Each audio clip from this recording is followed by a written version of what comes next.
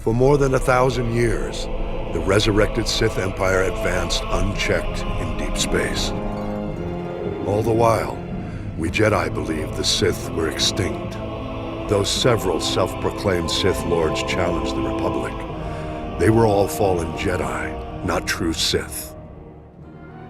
The true Sith were the biological descendants of the ancient red-skinned race native to Korriban. The true Sith were extinct, except those who fled into exile 900 years ago. The success of their reincarnated civilization is testimony to the dark genius of the Sith Emperor. But the dedication of the Imperial people must be acknowledged as well. In our brief glimpses into the Empire's secret history, one name stands out: Grand Moff Odile Viken, the founder of the modern Imperial military. As a child, Viken was one of the few hundred survivors who fled the carnage on Korriban at the end of the Great Hyperspace War.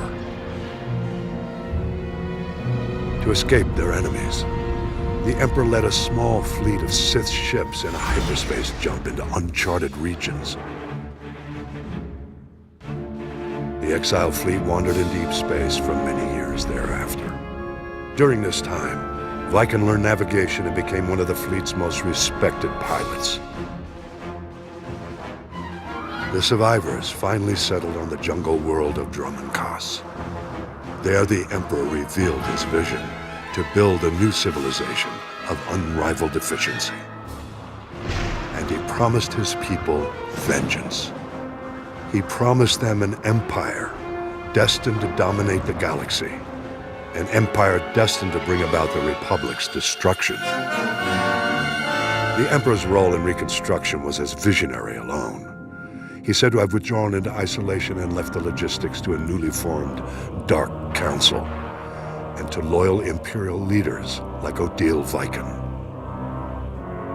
While the Dark Council debated long-term plans in the Sith power structure, the young Viken took on the monumental task of establishing order. Viken drafted every non-Force user of age into the new Imperial military. He then developed the Imperial Military Training Regimen that remains to this day. With his army well-trained, Viken led a campaign to carve a footprint into the wilderness of Dromund Kaas, to create room for the Empire's new capital to flourish. Records suggest that during the campaign, he personally slew a rabid Tarantatek on the site where the Imperial Citadel stands today. After establishing the Empire's dominion on Dromund Kaas, Viken turned his attention to constructing a new Imperial Navy.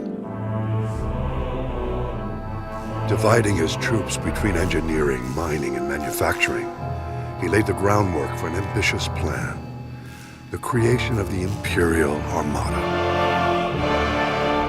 By his own estimates, the task would take centuries. Viken knew he would never see even a fraction of his plan's success. Nonetheless, he garnered the support of the Dark Council and started the work. It was this act which earned Viken the honor of being the first Grand Moff recognized in the new Imperial military. Grand Moff Viken was eventually killed during an Imperial campaign to conquer an alien system in deep space. He died in battle on the bridge of a prototype Star Destroyer, a fitting end to the first Imperial Grand Moff.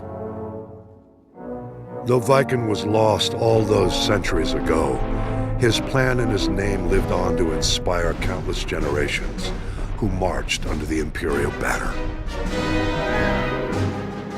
Viken's story represents the surprising loyalty the Imperial citizens show to an empire in which they will always be subservient to the Sith. I believe the roots of this loyalty lie in the events of the Great Hyperspace War. I'll explain my theory in a subsequent report.